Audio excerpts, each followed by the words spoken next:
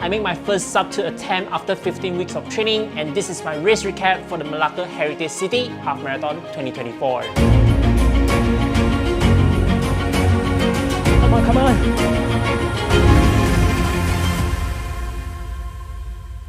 I ran a 2:02:14, did not hit my goal in the first attempt. It was a very challenging course. In this video, I will break down the race in more detail, talk to you guys about what happened along the race while I do my own reflection on how can I do better moving into my upcoming training vlog. On Saturday, a day before the race, I did a 3K shakeout run in the morning to wake up the leg muscle and warm up my body. I felt that my condition was great. I was well rested as I was slowing everything down throughout my taper week. Did not put on a big intensity or volume. I gave a big room for my body to reset from the training mode into my race mode. I took the shakeout run very relaxed. My leg was moving well. That was my final session of the training block, and I'm ready to race tomorrow. Finish up the morning shakeout. I have a few more planned on my schedule. I took my breakfast once I back home from the shakeout, and then I sit down to film my pre-race videos talking about what happened along my taper week and kind of refresh myself about the race strategy that I plan to execute during the race. After filming, I went to collect my bib at Dataran Air Keruh, also the race venue for tomorrow. It took me about 20 minutes of drive to get there.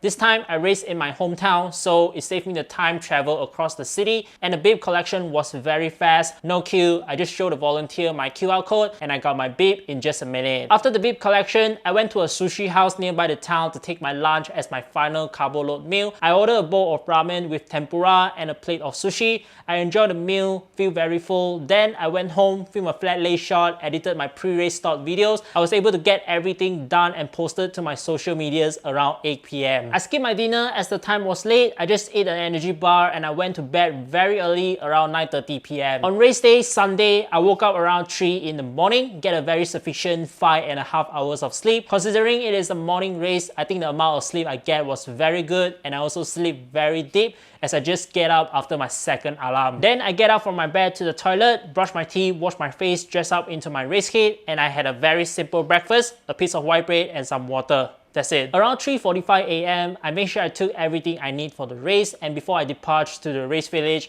I wrote down my nutrition strategy on my hand with a permanent marker because I think I will forget it during the race, so I want to have a reference to help me execute the plan. In case I forget, I can just look at my hand. I arrived at the race village around 4. I was able to find parking, came down, stuffed my energy gel, salt tablet and soft flask into my running belt. Then I do a few leg swing and a quick jog to warm up my body and break the sweat. With 20 minutes left before the flag off, I took in my first energy gel. At the same time, I bumped into my runner's friend Rizwan. We took a selfie together and wished each other all the best for the race. I actually get a little miserable as I just figured out that there were no paces for today. My initial plan was to follow the sub-2 paces along the course. It was my mistake for not doing enough research, had to change the plan, but I still believe I can run a goal pace 5:41 per K. Without the guidance of the pacers, I need to focus more and adjust myself along the course. Hopefully, I get to run with a group of runners that aiming for the same goal. I get to the front of the corral as I was thinking about saving the energy moving from behind to the front, or else normally I would stay behind to capture the flag off footage. Anyway, we'll let go at 4:59 a.m. Coming out from the gate with a nice downhill, I can see the flyover ahead of us. Straight away, we need to be prepared for our first climb, and for me, I think the flyover was one of the easiest climb along the course. I was able to run up comfortably together with a few runners cruising at 5:45 to 6-minute pace, and I marked my first K at 5:37. 2K and 3K, there was small rolling and downhill. I was able to maintain myself in my target pace. I hit 5:39 and 5:36 respectively, and from the heart rate number, I saw my heart rate start to move into 190 and hovering around that range. If you ask me, how can I run at that high number of heart rate for the entire race? Honestly, I also don't know because I never do an accurate test for my max heart rate before, so I don't have an accurate number to show you guys, but from my previous race experience, I knew that my heart rate would typically stay within 180 high to 200 range when I was running in my race effort. Similar to this race, although my post heart rate number was high, but I think the effort was sustainable, like an 8 to 9 per 10. I don't feel my heart beating like crazy except during the climb. I knew that I was working hard, but I still have something left in my tank. I also not always looking at my heart rate during the race. My focus was on hitting the pace and see how my body feel. But at some point, I did notice the numbers goes up to 200. It was crazy to see that I finished the race with a 193 heart rate in average, and it will be something I continue to work on in my upcoming training. Back to the race, it was a straight uphill approaching 4K. I have to slow down to make up the climb. I don't want to go too hard because in my mind, I was thinking, wow, there were a lot of up and down, plus we are looping on the same route, so we need to run ran the rolling like about 4 times to complete the half marathon distance. Coming into my first 5K, I ran a 28:22, 540 per K, just right on my target, and I started to refill with energy gel and salt tab. I took my first cyst gel at 5K, second one at 9K, third one at 12K, fourth one at 16K, and my final gel at 19K. For salt tab, I took 2 tablets every time. First one at 8K, second one at 10K, third one at 13K, and final one at 17K. It seems to be a lot of stuff for half marathon, but the nutrition were helping me a lot along the way, especially after the climb. The gel and the salt were doing its job to keep me moving, make me feel better, and the water station was not very crowded as what I imagined, so grabbing water was actually very smooth, and with the soft flask I prepared in advance, my nutrition and hydration plan were well executed. At 10K, I came in at 57:05, 543 per K. My pace was slightly off from target, as after the first U-turn at 5K,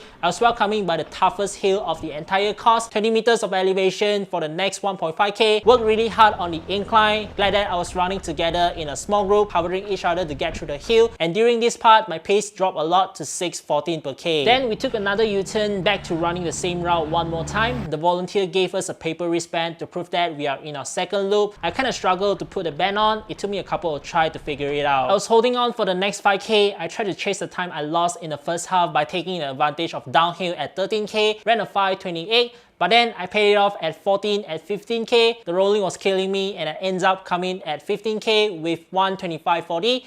543 in average. 16K, I remember I have a decision to make as I accidentally dropped my salt tablet package from the waist belt. I hesitate in a second on whether I should just let it go, but I think I still need the salt, so I stopped, turn back, grab the package from the ground, and continue to run. It is from here I get dropped by the group. I still can saw a few runners in front of me, but they were so far away. After the U-turn, I completely lost their sign. I also noticed there were no one behind me, so now I'm all by myself. Climb alone.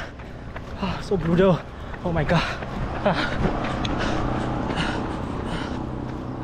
17K, I was again struggle with the uphill. No joke, running up alone was so difficult. I want and tried to keep running, but I just can't hold on. Had to take 3 walking breaks in between to catch up with my breath. Glad that one runner picked me up from behind. Really appreciate it as he helped me a lot. Basically, he paced me for the final 4K. Based on the timing and my current condition, I knew that sub-2 is already impossible. Physically, I feel tired, heavy, and want to give up. But mentally, I kept telling myself, I just have a few more to go. Don't stop, keep running, and finish the race strong. I came in 20K at 1:55.54, 5:48 per K, final incline, and 1 more K of pain. I gave everything I have in my tank. Just look at the 200 plus heart rate. You'll know how hard was that. A few hundred meters more after the final turn, I grabbed my GoPro to film the finishing footage and me crossing the finish line.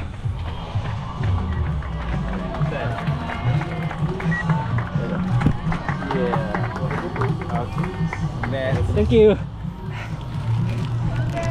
Thank you. Thank you. Yeah. Thank you. Finished strong, around 2 hours and 3 minutes. The hill was so brutal and tough. I did not get the sub-2, but it is a new 15-minute PB for me.